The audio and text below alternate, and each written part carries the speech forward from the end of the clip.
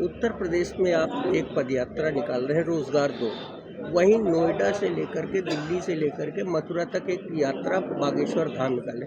दोनों यात्रा का बेसिक अंतर कैसा समझते हैं? देखिए, उनकी यात्रा तो संविधान के खिलाफ है।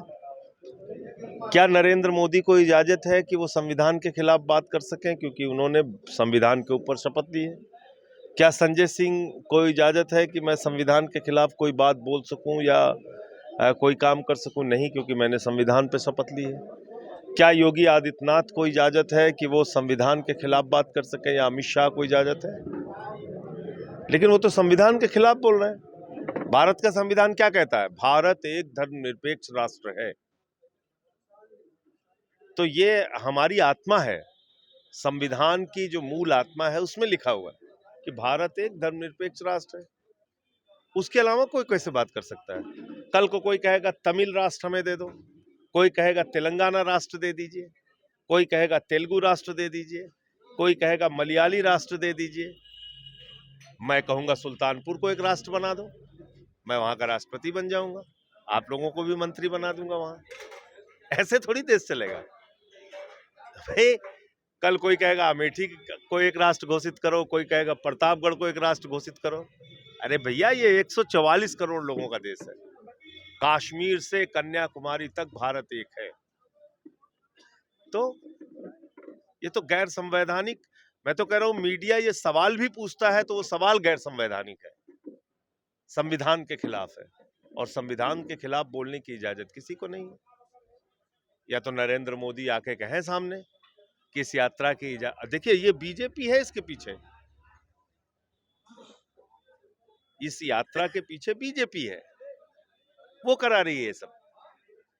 क्योंकि आधिकारिक तौर पे बोल नहीं सकते तो पीछे से बुलवा रहे हैं। लेकिन ये बात हम लोगों को समझ लेनी चाहिए कि ये देश को तोड़ने की, कल को कोई कहेगा हमें सिख राष्ट्र दे दो, कोई कहेगा हमें दलित राष्ट्र चाहिए, कोई कहेगा हमें पिछड़ों का राष्ट्र चाहिए, कोई कहेगा हमें तमिल का राष्ट्र चाहिए। तो इसलिए ये तो मतलब ये तो देश को तोड़ने का काम है। और हमारी यात्रा जो है वो भाईचारे की यात्रा है, वो राष्ट्र को, देश को जोड़ने की यात्रा है। इसमें हम बात कर रहे हैं हिंदू, मुस्लिम, सिख, ईसाई आपस में सब भाई भाई। इसमें हम बात कर रहे हैं कि भाई सामाजिक भेदभाव नहीं होना चाहिए। कैसे हरिओम वाल्मीकि की मॉब लिंचिंग हो सकती है, या कैसे पासी समाज के बुजुर्ग को पेशाब चटवाई जा सकती है, या कथा वाचक का सिर मुड़वाया जा सकता है?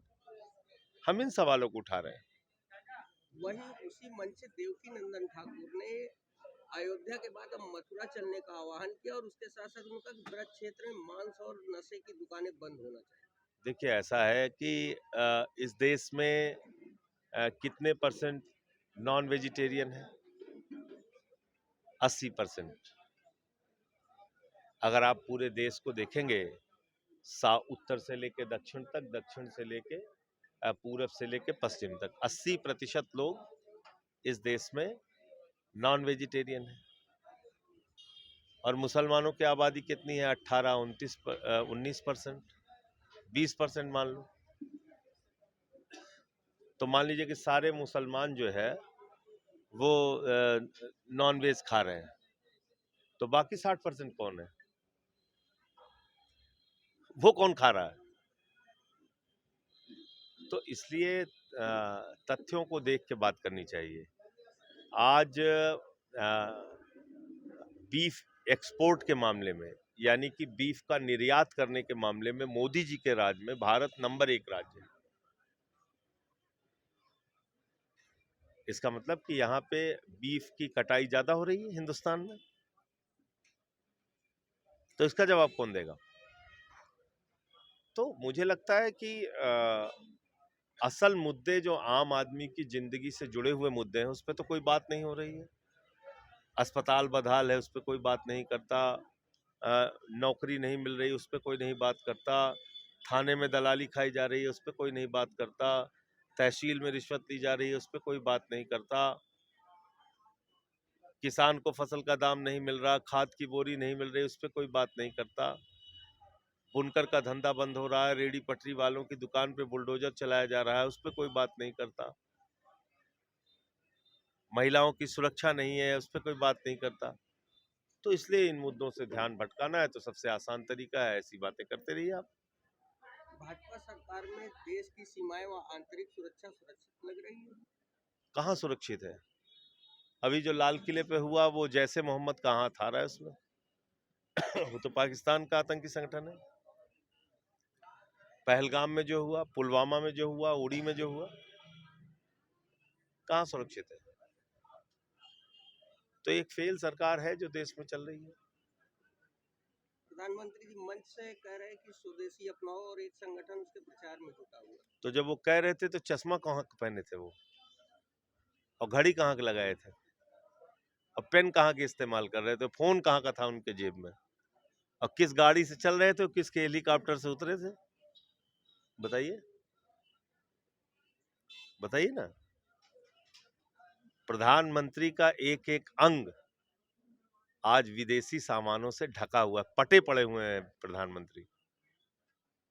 तो ऐसी फर्जी बातें करके काम चलने वाला नहीं है।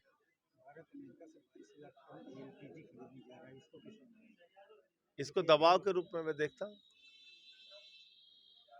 आम वो एक आदमी बार डांट लगाता है ट्रम्प, मोदी जी मिमियाने लगते हैं। आम आदमी की दिल्ली में जो बकरी जैसे मिमियाती है ऐसे मिमियाते हैं। देखा ना बकरियों को मिमियाना, ऐसे मोदी मिमियाने लगते हैं जहां एक बार डांटता है ट्रम्प। आम आदमी पार्टी की दिल्ली की सरकार और उनकी योजनाओं को लेकर मोदी जी ने एक बड़ा बयान दिया था कि रेवड़ी बांट रही है आम आदमी पार्टी की सरकार। अब क्या लग रहा है? चलिए, उन्होंने जो वादा किया था वो तो पूरा नहीं किया ना। हमने तो रेवड़ी बांटा और फिर उसके बाद मुनाफे का बजट दिया। उन्होंने तो कहा था कि 9 मार्च को माताओं बहनों, ये प्रधानमंत्री का शब्द है, आपके खाते में 2,500 पहुंच जाएगा। कहाँ है 2,500 रुपए? नहीं पहुंचा। उन तो तारीख बताई थी, यमुना साफ करने की बात कर रहे थे, नकली घाट बना रहे, घाट में भी घोटाला कर रहे हैं। आज दिल्ली में 5-5, 6-6 घंटे बिजली कटौती हो रही है। स्कूल में अभिभावकों को धक्के मार के भगाया जा रहा है। बच्चों की फीस 80-80% बढ़ गई है। कौन जवाब देगा इस पे? ये सवाल है। Thank you.